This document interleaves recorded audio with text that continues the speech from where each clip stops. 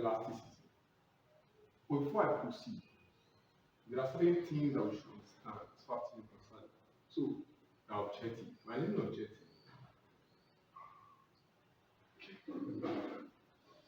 Elasticity.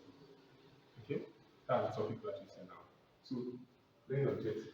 At the end of this lesson, the learners will be able to identify elastic material, distinguish between elastic materials and plastic, define elasticity, state and define terminologies in elasticity of material, explain Hooke's law using diagrams and graphs, solve simple problems of Hooke's law of elasticity and terminologies under elasticity. Now, elastic materials. Now, these are materials that regain their original shapes and sizes after deformation, that is, after the application of deformational force. Example, rubber band. This is a rubber band. So you can see, you apply a force, pull it. When you release it, it gains its size and shape. Another example is this band. Okay, you pull it, gain its size and shape. Another example is this spiral spring. You pull it, you release it, gain its size and shape. Now, like I wrote here, rubber band is one, spiral spring. Okay, this is spiral spring. Okay, and rubber materials generally.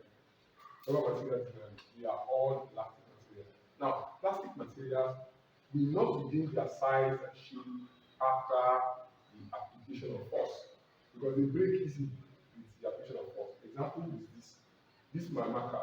If I exert force into it, what happens? Cut into two, and cannot be retained. The size and shape cannot be retained. Now, based on this, we can now explain elasticity as a property of material that makes them to regain their original shapes and sizes after the application of deformational force. Now, let's look at terminologies in elasticity. Now, the first term here we have extension. Extension is the increase in size, to the length, to the area, or volume. The increase that occur to the sizes of bodies after the application of force is extension. Now, strain. Strain is an increase in the length of material. So, fractional increase in the length of material is strain. So, strain is nothing but the increase in length by unit original length of material. What is stress? Stress is defined as a force by unit cross-sectional area of the material. Now, another term that we're looking at is what we call the moduli.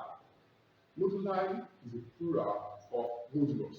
So, a singular modulus is pluralized to the word moduli. So, non-modulus is one of the types of moduli. There are three types of moduli. We have the non-modulus, we have the shear modulus, and we have the core modulus. So, the non-modulus is number one. Non-modulus is defined as a ratio of tensile stress to tensile strain. So, tensile stress to tensile strain. So, non-modulus Y is tensile stress over tensile strain. Tensile stress to tensile strain. Some people define it as what? Longitudinal stress over longitudinal or normal strain. Or you can say normal stress over normal strain. But this is the best and the most common way to define it. Now, what's the SI unit of non-modulus? The SI unit of non-modulus, just like all modulus is what? The SI unit of non-modulus is Newton per meter squared. Why is that so? Strain has no unit. Don't forget, strain is what? Strain is change in length of our original length. So what does that mean? That means it is a unitless or directionless quantity. Why stress is what? Is force over cross-sectional area. So the SI unit of stress is what? Force over Newton per meter squared.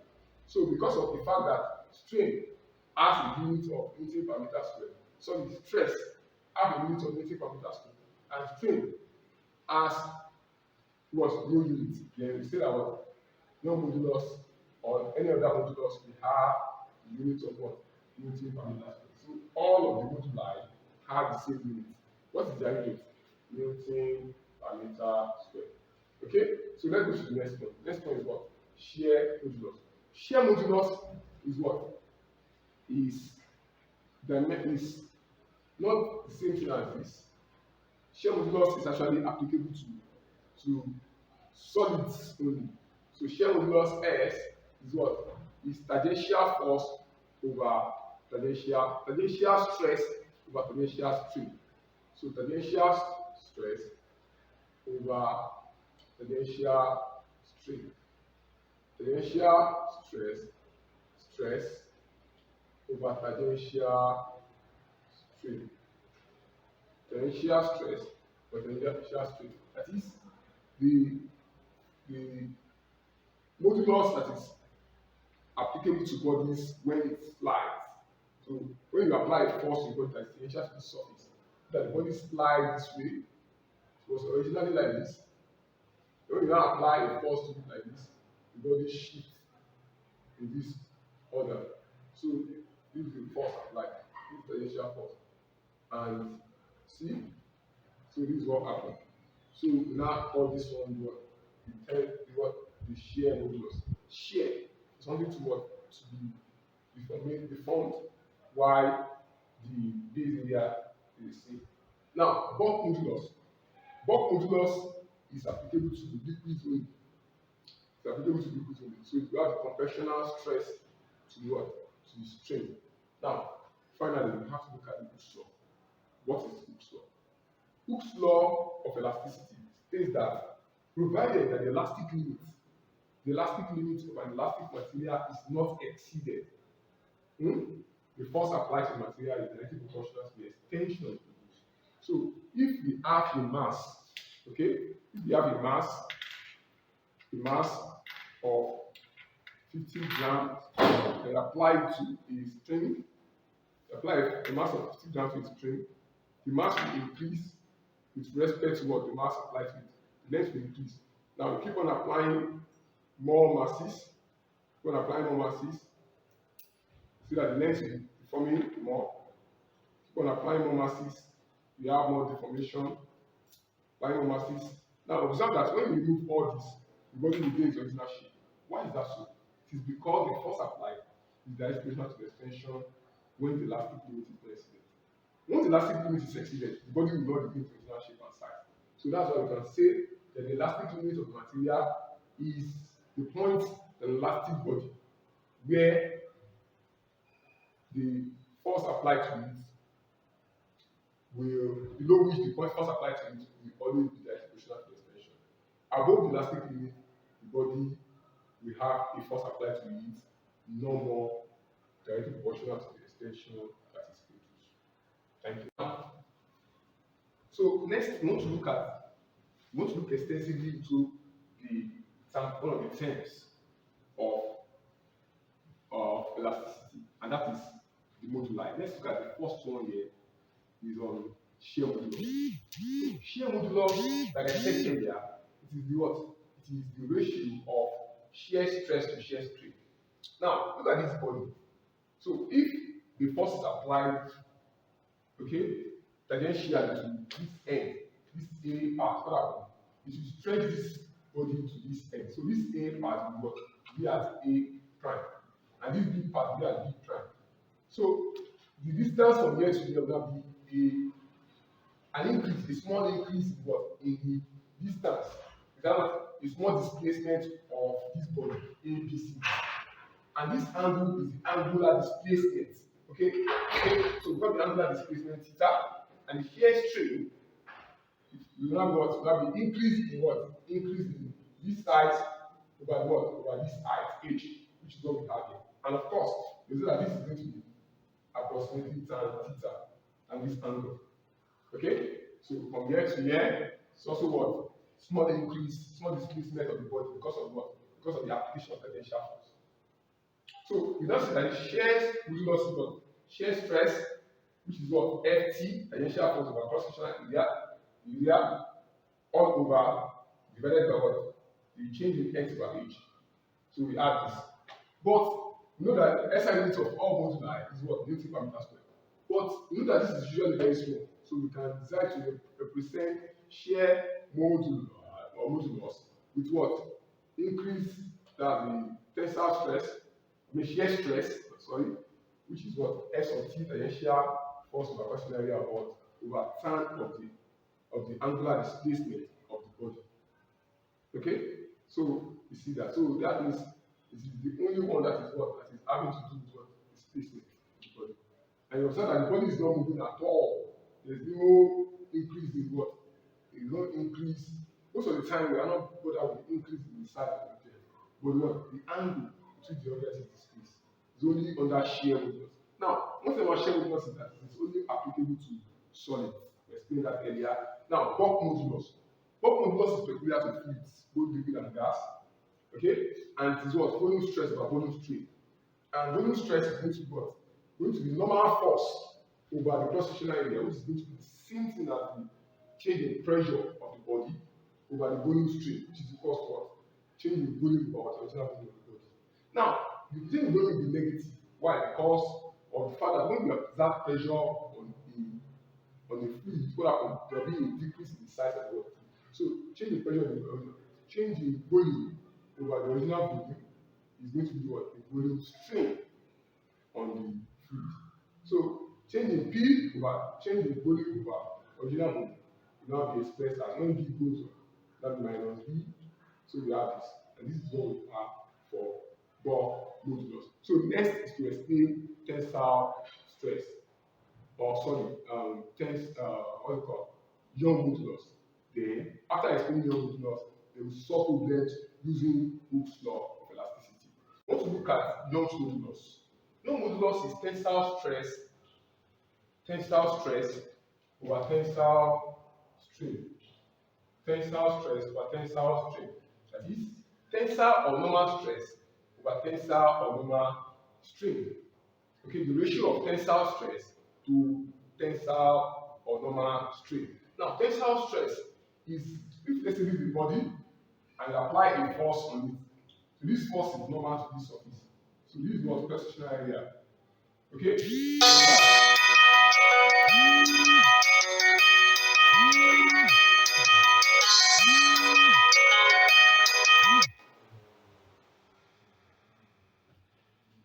So you apply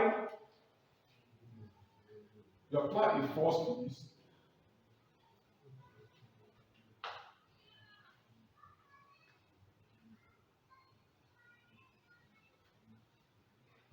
So you apply a force normal to this. This is normal force. So what's going to be tensile? This tensile stress is not what the force applied over the cross-sectional area E. Okay, divided by what? Because of the force you have applied, the body will go down. Okay, so from here to here is what? The compression. Okay, so that's a decrease in the length of the material. And from here to here is what? The original length of the material. So that's what we have. So this is what we mean by the tensile. So the ratio of this force over area to the what? The extension to the length, to the original length, is what we mean by the what? The Young modulus. So the SI unit here is also what? Newton per meter square. Unit. SI unit of Y is also what? Newton per meter square. Now, let's come back to the explanation of the most important thing now, Hooke's law. Hooke's law is that what? Whether the elastic limit is not exceeded. Elastic limit is not exceeded. Not exceeded. Then force applied is going to that equation to the extension. So force will now equal to what? K. K is what? The force constant. Force constant. Okay, the force constant. Or what we call the elastic constant, or we call it the stiffness of the material. So it is what? It is that's a unit of Newton per meter. Okay? In Newton per meter. That's what K is, the constant proportionality. Now, the E here, you can see I said you can write Young modulus. This change in L is already E, that's the extension.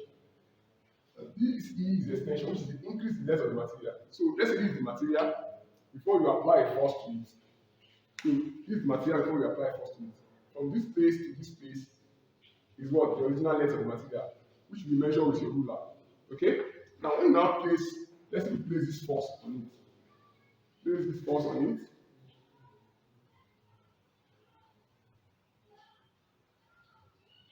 So play this force on it. So you have this.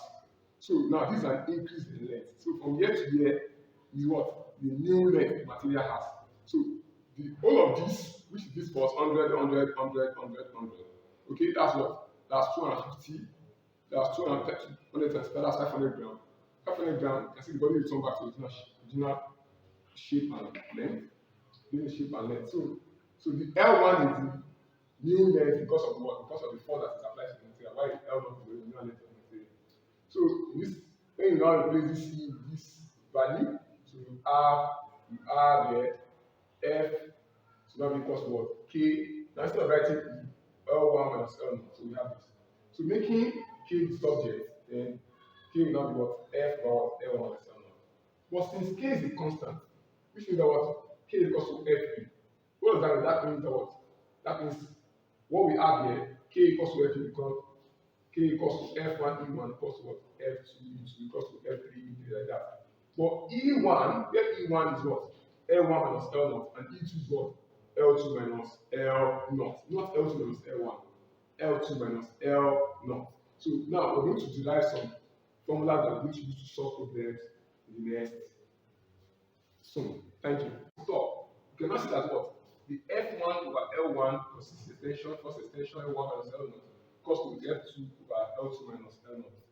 So that is what we have. So we can use this to solve different problems.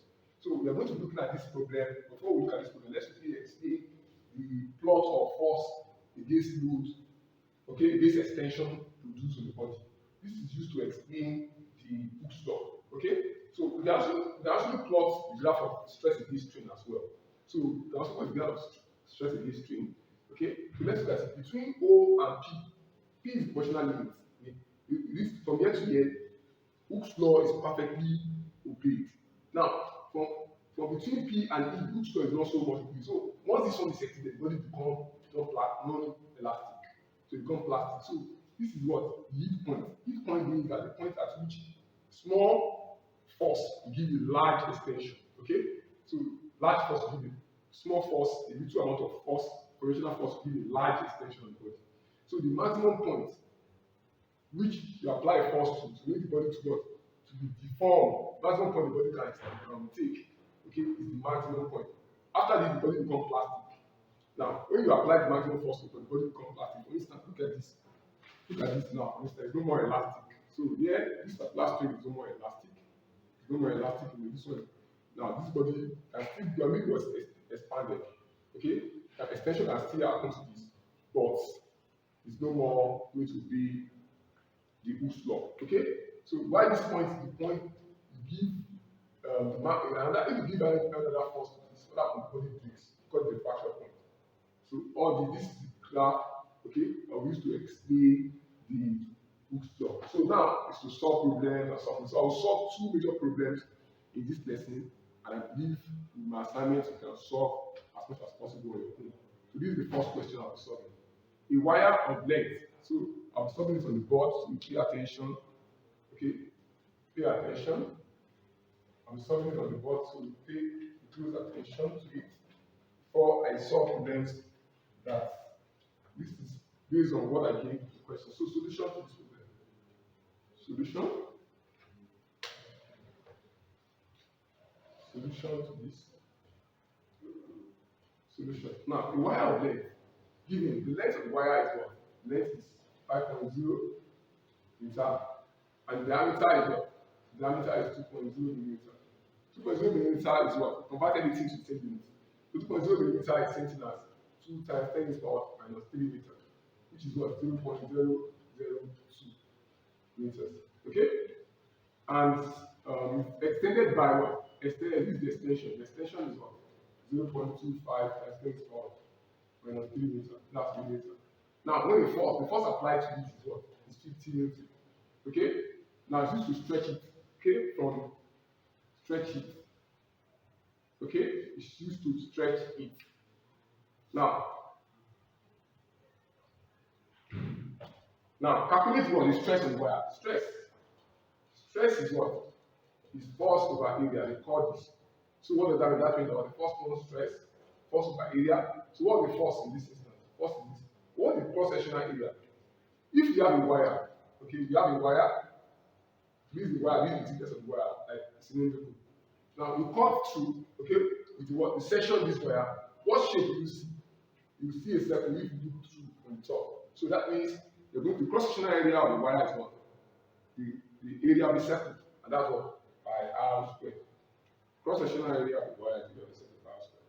So by r squared, the power wasting time is going to be 22/7 times r squared.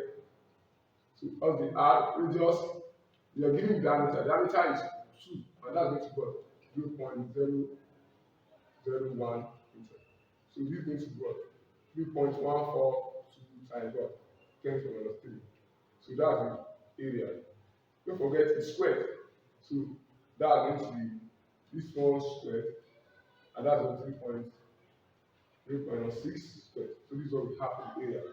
So that's the area. Therefore, the stress, now because what the force is 50 Newton, all over 3.142 times 10 minus 6 meter squared. So automatically you can solve this. So solving this, what would that mean to be? 50 Newton or 3.142 times 10 minus 6 Newton per meter squared. So what is this going to be? What is this going to be quickly?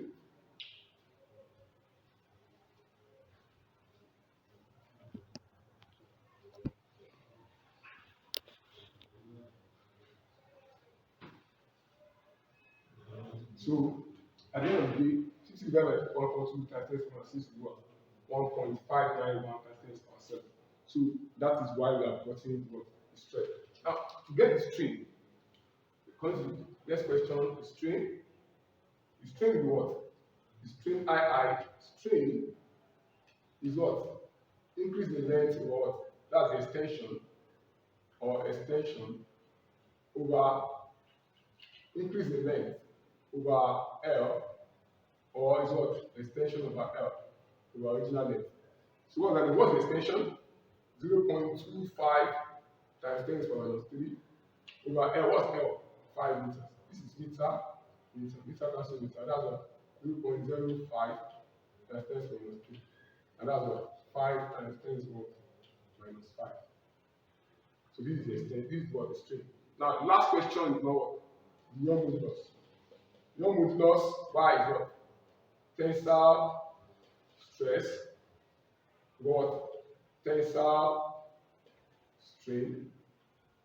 So that's going to be the stress by the strain. What's that going to be? 1.591 times 10 to the power 7. All over what? 5 times 10 to the power minus 5. So what's that going to be? That's going to be 3.183 times 10 to the power minus 10 to the power. This and that's what? 12.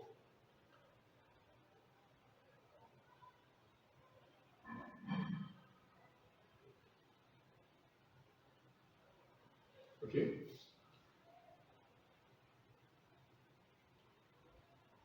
Thanks for 11.